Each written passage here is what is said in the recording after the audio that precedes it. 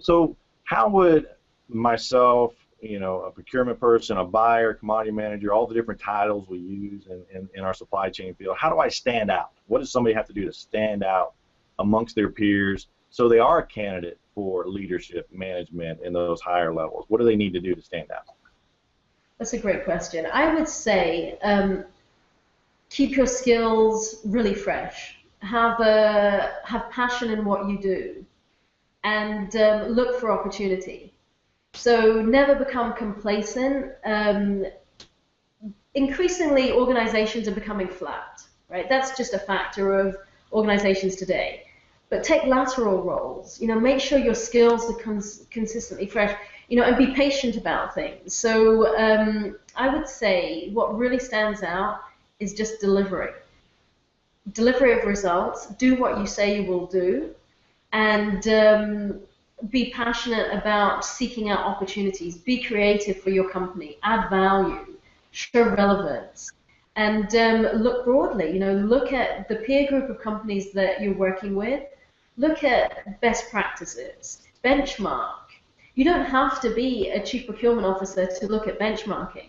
You can do networking at every level in the organization, and it's really, really important. I think supply chain professionals are excellent at internal networking. Where they can really benefit is a bit of external networking. Going to ISM conferences, going to related conferences, doing training, networking with peers, understanding things, and then bringing those ideas back to the organization. So that's a real point of differentiation. That's it's virtuous because you really enjoy what you do, and you're looking at new things all the time. And then what you generally find is opportunities present themselves. Right. I think a couple of points I grabbed from that. One, don't be complacent. We've seen that through our marketing when we go to talk to people about getting certified. When they want to get certified, they're like, well, I'm fine. I've been in my job for 10 years. And then we get a phone call a month later saying, I'm the one that was let go. They thought they were safe. They stopped growing. They stopped evolving and doing that. And then the other point I captured there was value, adding value. As you and I talked about veterans and helping veterans transition from the military service into the civilian world. And a lot of times, and I was serving 20 years in the Marine Corps, understand this transition, is that we come out and we feel we're entitled to a job. It's like, well, I serve my country. I'm entitled to something, and you and I talked about this, and that's a wrong attitude for a veteran to have. They have to focus on adding value, growing and adding value. So when a company hires them at whatever salary that is, they have to at least add twice that value, if not 10 times that value, to be considered a good candidate. So when they go in to talk to a company, some of the things you should be adding is like, this is how I'm going to add value to your company. This is what I'm going to do for your company. It's not about them anymore. It's not about their service, which is all appreciated. We hear that all the time. Thank you for your service. But now we're talking about business, and business is all about ROI, return on investment. If you're going to pay me a salary, I got to give you 10 times that value. So, that kind of brings up another great question. What makes the difference between a good supply leader and a great supply leader? Somebody that's good, somebody that's is not the normal, but just a little bit above is awesome. A true candidate for a CPO, Chief Procurement Officer position. Yeah, and just going back to your point on if you don't mind, on veterans, we are really active in terms of recruiting veterans. You're right about the value, but that's everyone, right? Everyone has to add value in what they do. So going back to your question about what differentiates good from great, and I think it's a very important question because as an individual goes through their supply chain career, they're very operationally focused. So at the category leader level, at the director level, you're operationally focused. You're delivering results against the operations requirements, and you're very focused on that, as you must be.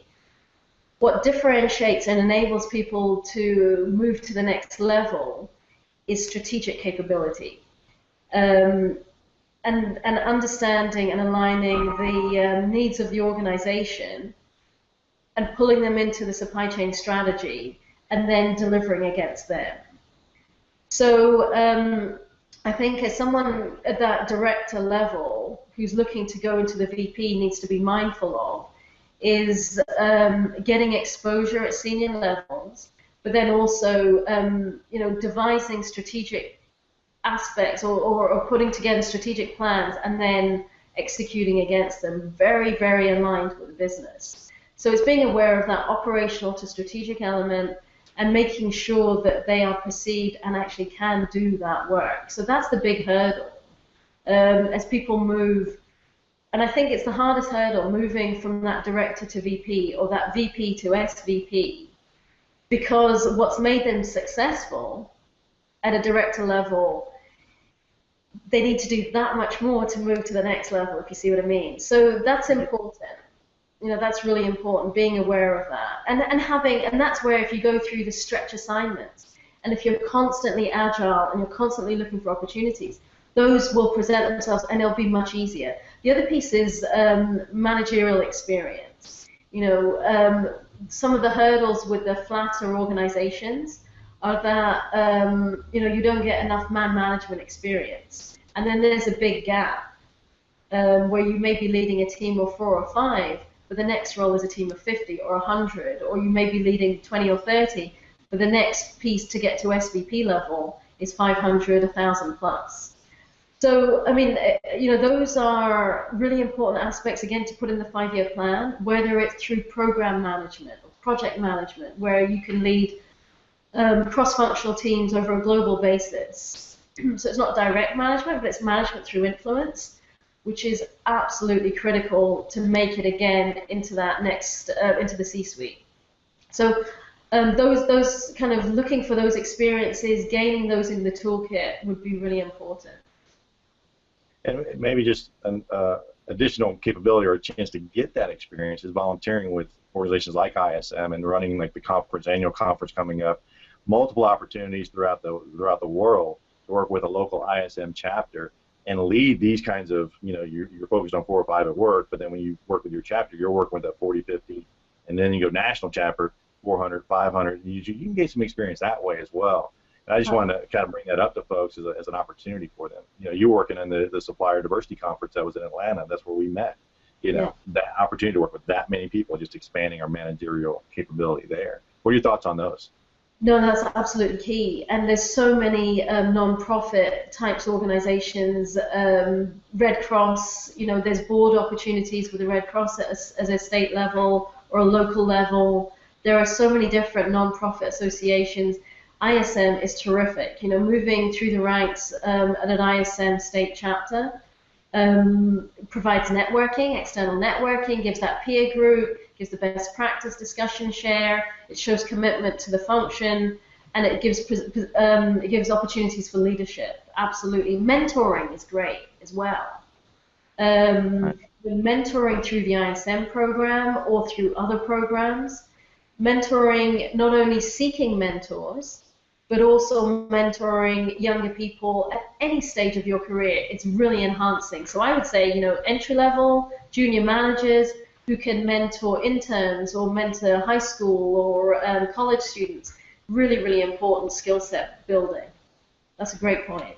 And capture that experience, right? And they need to capture that experience. Yeah. You know, my experience over the last 3 years teaching people in this career field is they're very humble. They don't like to talk about themselves, and that's one of the things I struggle with, because they just say, they do great things. They save $1 million, which results in $1 million worth of profit to that company, and they say, that's okay, that's what I'm supposed to do. It's like, no, that's profit, that's money, that goes right back to the shareholder. Tell somebody. So They have to capture this stuff and be, not in a bragging way, but just tell the facts, what you're doing. People will know you're adding value, and that's what puts you in position for these bigger positions in your career field.